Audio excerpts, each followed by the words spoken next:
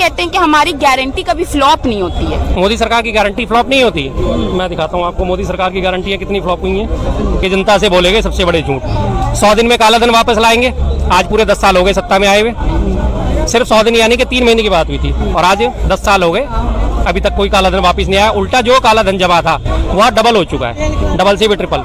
नोटबंदी से काला धन खत्म होगा। जितनी इन्होंने नोटबंदी करी थी 98.7% नोट जो है सर्कुलेशन में वापस आ गए थे, बैंकों में जमा हो गए थे। कोई इसका मतलब काला धन नहीं निकला। 15 लाख हर एक के खाते में आ जाएंगे, इतना काला धन मैं वापस ले आऊंगा। आज तक कोई भी एक लाभार्थी बता दे कि मेरे खाते में 15 लाख आ गए हैं। ये पेट्रोल डीजल आपको 35 रुपए लीटर मिलेगा, ये मोदी सरकार के वादे थे 2014 से शुरुआत करके उन्होंने। और आज 10 साल होने के बावजूद ही उन्होंने इस 35 रुपए को और एड ऑन कर दिया है। उसमें 70 रुपए लगभग एवरेज होती थी 2014 में। पेट्रोल की कीमत 70, 67, 68, 69 इस तरह से चलती थी और आज वो 97, 98, 100, 105 मिलता है। ये उन्होंने बोला था कि 35 रुपए प्रति लीटर कर देंगे, लेकिन वास्तव में 35 रुपए प्रति लीटर और बढ़ा दिया। रुपया मजबूत हो गया। 60 रुपए कीमत थी उसमें डॉलर की और आज क्या है 83 रुपए से ऊपर क्रॉस कर गया। ये रुपया मजबूत हुआ है। 2022 तक 100 स्मार्ट सिटी बना देंगे। 22 पूरा खत्म हो गया, 23 भी खत्म होने वाला है। एक भी स्मार्ट सिटी आज तक अगर कोई सी बनी हो, कोई भी मुझे दिखा दे तो मुझे समझ में आती है कि हाँ ये स्मार्ट सिटी है। उसके बाद 2022 तक हर परिवार को एक घर। आज तक एक भी परिवार को घर नहीं दिया। वेस्ट बंगाल के चुनाव हुए थे, उससे पहले एक वादा करा गया था कि जी हमने घर दे दिया है। एक लक्ष्मी देवी का नाम था, उसको दिया गया था। अगले दिन इसका इंटरव्यू हो गया तो उसमें क्रॉस हो गया चेक कि नहीं मैं तो किराए के मकान में रहती हूँ, 500 रुपए महीने में। तो जब इन 10 सालों में 9-10 सालों में उनके वादे पूरे नहीं हो पाए तो क्या लगता है आने वाले सालों में पूरे होंगे कि नहीं? बिल्कुल भी नहीं। वादे करते हैं वो तो झूठ बोलते हैं, तो झूठ तो कभी पूरा होता ही नहीं। झूठ तो पूरा थोड़ी होता है। मैं कह दूं मैं वो सन्नी देओल बन के ये खंबा उखाड़ दूंगा मैं, तो ये झूठ ही तो है। मेरा वादा थोड़ी पूरा होगा। ये मैं वादा सबके सामने करता हूँ लेकिन मैं नहीं उखाड़ सकता, तो सारी बात है झूठ है मेरा। अभी तो इसमें 5-7 और रह गए। कई जनता ऐसे भी हैं जो पूरा विश्वास करते हैं उन पर कि मोदी जी अपने वादे पूरे हैं, जिनको कहते हैं ना आज की डेट में एक शब्द चल रहा है अंधभक्त। वो लोग विश्वास करते हैं जिन्हें ये यकीन है कि बैल दूध दे देगा। वो 10 साल से इसी उम्मीद में है कि ये बैल तो दूध दे ही देगा। आज नहीं तो कल देगा, कल नहीं तो परसों देगा, लेकिन दे देगा ये दूध। और दूसरा जितना भी उनको पसंद करने वाली बात है, मैं खुल के कैमरे पे कहता हूँ, मैक्सिमम कम्युनिटी वो है जो मुसलमानों से नफरत करती है। और मोदी जी हिंदू मुसलमान की राजनीति करते हैं। मुसलमानों के खिलाफ वो नफरत को हवा देते हैं, जिसकी वजह से जो कम्युनिटी है वो लगातार मोदी जी को सपोर्ट करती है। चाहे मोदी जी कुछ भी कर दें, चाहे वो काला धन वापस नहीं लाए, कोई बात नहीं। मुसलमान तो टाइट हो रहे हैं, उनकी चूड़ी तो टाइट हो रही है। मैक्सिमम उनकी कैपेसिटी है। एक मूर्ख होते हैं ना, धर्म को राजनीतिक मुद्दा बनाकर पूरा बना रखा है, पूरा बना रखा है। 2014 से क्या है, 1990 से शुरू हुई बात हुई थी। 1980 में बीजेपी का जन्म हुआ। 1990 में इन्होंने सबसे पहले सोमनाथ से अयोध्या की रथ यात्रा निकाली। धर्म का ही तो मुद्दा था वो। शुरुआत ही इन्होंने धर्म से करी, आज तक भी धर्म पे चलने हैं। राम मंदिर इन्होंने अपने मैनिफेस्टो में शामिल करा, कोर्ट के स्टे फैसले से वो खत्म हो गया मसला।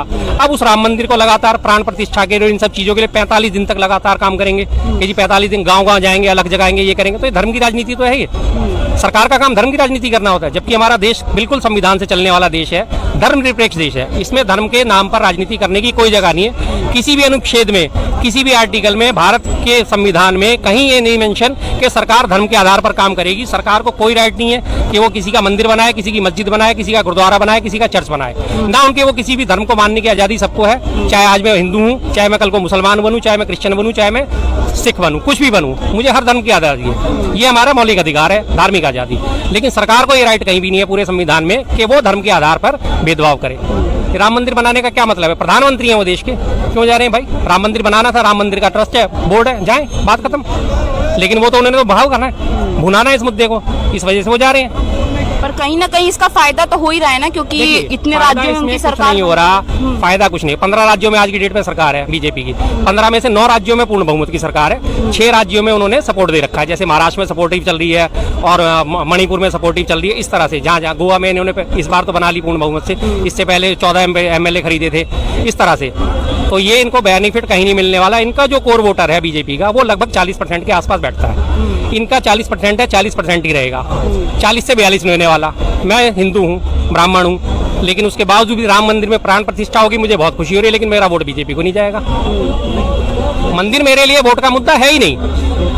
मंदिर आप मेरे लिए 50 और बना दो, मेरा वोट बीजेपी को फिर भी नहीं जाएगा। मुझे देश का भविष्य देना है, संविधान की रक्षा करनी है, मुझे अपने आने वाली पीढ़ी का भविष्य देखना है। तो मेरे जैसी सोच के जो लोग हैं उनके ऊपर कोई असर नहीं पड़ने वाला, लेकिन 40% जो लोग हैं वो गोलबंद हुए पड़े हैं, वो गोलबंद ही रहेंगे। पहले राहुल गांधी ने भारत जोड़ो यात्रा किया था, 3 राज्यों में उनको जीत मिली थी। अब दोबारा ये न्याय यात्रा निकाल रहे हैं, क्या लगता है कि इस बार भी उनको कुछ इसका फल मिलने वाला है? बिल्कुल मिलेगा, 100% मिलेगा। पहले के मुकाबले और अब के मुकाबले आप देखिए, पहले कितना कांग्रेस का वोटर कितना परसेंटेज बढ़ चुका है। अभी पीछे के 3-4 राज्यों के हम चुनाव में अगर देखा जाए तो टोटल वोटिंग हुई थी 4 राज्यों के, मिजोरम को छोड़कर। उसके अलावा जो 4 करोड़ 90 लाख वोट टोटल पड़े थे, जिसमें से कि 4 करोड़ 90 लाख कांग्रेस को मिले, 4 करोड़ 81 लाख बीजेपी को मिले, 9 लाख वोट फालतू ही मिले कांग्रेस को। तो इसी हिसाब से फर्क तो आएगा, जाहिर बात है। पर भाजपा तो कहती है कि सिर्फ जनता को गुमराह करने के लिए किया जा रहा है यात्रा।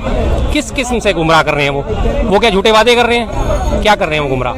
कोई झूठे वादे कर रहे हैं या वो जुमलेबाजी कर रहे हैं? क्या कर रहे हैं वो? कुछ भी नहीं कर रहे हैं। वो तो एक न्याय यात्रा निकाल रहे हैं, अपनी बात लोगों के बीच में रख रहे हैं, आम जनता से मिल रहे हैं। आम जनता से मिलना और आम जनता को गुमराह करना, दोनों में बहुत फर्क है ना। आम जनता से मैं मिल रहा हूँ तो मैं मिल रहा हूँ, मैं गुमराह तो नहीं कर रहा। उन्होंने कोई झूठे वादे नहीं करे कि मैं 100 करोड़ नौकरियां दे दूंगा, मैं 2 करोड़ रोजगार प्रतिवर्ष दे दूंगा, मैं काला धन वापस ले आऊंगा। गुमराह करने वाले तो वादे ये थे, भाजपा के वादे थे, मोदी जी के वादे थे। भाजपा कहती है कि हम रोजगार के लिए बहुत कुछ कर रहे हैं, फिर भी बिजनेस स्टैंडर्ड्स ने एक रिपोर्ट निकाली, उसके अनुसार ये पता चला कि बेरोजगारी का तो बढ़ता ही जा रहा है रेट भारत में। हाँ जी बिल्कुल है। पिछली आंकड़ा जो आया था बेरोजगारी का 6.8 का आया था, जब मनमोहन सिंह जी ने सत्ता छोड़ी थी उस टाइम 2.4 का बेरोजगारी का दर थी, और आज वो बढ़ के 6.8 हो गई है। भाजपा कहती है हम 2 करोड़ नौकरी प्रतिवर्ष देंगे, पूरे 2 करोड़ नौकरी मैं कह रहा हूँ पूरे 10 साल इनके शासन को होने जा रहे हैं, लगभग 9.5 साल हो चुके हैं, आज तक वो 2 करोड़ का आंकड़ा नहीं छू पाए हैं। अभी तक इन्होंने करा क्या है, 10, 20, 50 हज़ार, 51 हज़ार, 71 हज़ार के वो रोजगार मेले लगाए हैं, जो एसएससी वैकेंसी लेती है। उन्हीं वैकेंसी को भरने के बाद इनको नियुक्ति पत्र बांट के और पूरे फुल पेज के ऐड दे दिए जाते हैं कि ये हमने नियुक्ति पत्र देने शुरू करे हैं और हमने रोजगार मेला लगाया, जबकि वो ऑलरेडी एस्पायरेंट्स होते हैं जो पहले से पहले एग्जाम दे चुके होते हैं, पास हो चुके होते हैं। उसके बाद इन्होंने नई कोई भी वैकेंसी क्रिएट नहीं करी। पीएसयू में लगभग, जो हमारी पीएसयू हैं उनमें लगभग 3 लाख वैकेंसी ये खत्म कर चुके हैं। केंद्र सरकार में 3 लाख पद खाली पड़े हुए हैं, सेना में 2 लाख पद खाली पड़े हुए हैं, राज्य सरकारों में, तमाम राज्य सरकारों में, बीजेपी शासित राज्य सरकारों में हरियाणा बेरोजगारी में नंबर 1 है, 7.8 पर है। तो कहाँ से रोजगार आया? झूठ बोलने में इनका कोई सानी नहीं है। इनकी एक चीज सबसे बढ़िया है, बस झूठ, सबसे बड़ा झूठ। मेरा झूठ सबसे मजबूत। झूठ जिनसे जितना मर्जी बुलवा लो, आप जितना मर्जी बुलवा लो, थोक के बोलेंगे, दबा के बोलेंगे, और उसके बाद उस झूठ को सही साबित करने के लिए इनका जो पालतू मीडिया है, टीवी मीडिया, वो लग जाता है। कर्जा बढ़ता जा रहा है, पर ये बोलते हैं कि हम इकोनॉमी में 5वें नंबर पर हैं। इकोनॉमी में 5वें नंबर पे होना वो अच्छी बात है, लेकिन कर्जे से तो नहीं होना चाहिए। मनमोहन सिंह जी ने जो कर्जा छोड़ा था पिछले 67 सालों की शासन में, और पुराने प्रधानमंत्रियों को सबको मिला के मात्र 56 लाख करोड़ का कर्जा था, जो आज बढ़ के अभी ताजी रिपोर्ट जो आई है IMF की, उसने बताया कि 205 लाख करोड़ हो चुका है। यानी कि पिछले 10 सालों में 300 गुना, 50 करोड़ से सीधा 205 करोड़ हो गया, 205 लाख करोड़, जो हमारी जीडीपी का लगभग 80% पहुंच चुका है। तो अगर इस तरह से अगर आप जीडीपी बढ़ाएंगे तो क्या जीडीपी बढ़ाई? मैं अपना काम धंधा कर नहीं रहा, कर्जा ले लेके मैं अपने आप को दिखाए जा रहा हूँ, ITR फाइल करे जा रहा हूँ, हाँ जी मैं तो बहुत अमीर आदमी हूँ, बहुत अमीर आदमी। कल को ये कर्जा चुकाएगा कौन? मैं ही तो चुकाऊंगा, आप चुकाओगे, ये चुकाएगा। और चुकाने का रास्ता क्या होगा? जब सरकार के पास पैसा नहीं होगा, वो पेट्रोल के रेट बढ़ाएगी, डीजल के रेट बढ़ाएगी, और चीज़ों के, जरूरी चीज़ों के, जो सरकार के अंडर में सारी चीज़ें आती हैं, कंट्रोल होती हैं, उन सब चीज़ों के रेट बढ़ा के उनसे उन्होंने जनता को चूसना है। महंगाई तो बढ़ती जा रही, फिर भी जनता क्यों उनको ही सपोर्ट, अभी भी उनको ही सपोर्ट मिल रहा है, वोट उनको ही मिल रहा है? क्या जनता को दिखाई नहीं दे रहा है कि क्या है? जनता को सब दिखाई दे रहा है, और जनता वोट भी खूब खुल के डाल रही है। इस मुद्दे को आप थोड़ा सा मेरे से लेट मिली है, मैंने 15-20 दिन पहले इस बात को उठाया था।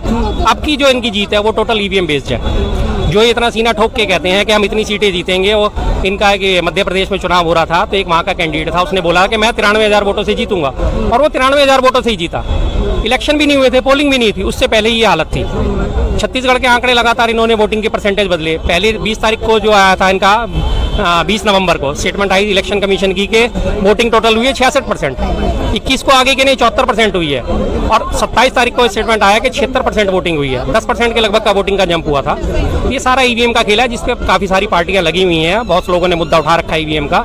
अगर ईवीएम बैन नहीं होती तो इनके दावे सही साबित हो जाएंगे।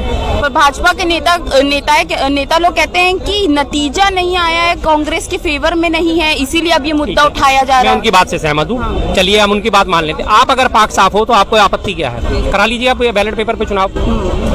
मैं बिल्कुल ठोक बजा के कह रहा हूँ, मेरी जेब में 100 ही रुपए हैं। आप कहते हो नहीं जी भाई साहब आपकी जेब में तो 500 रुपए हैं, ले ले भैया मेरी तलाशी 100 ही निकले तो मैं सही हूँ ना।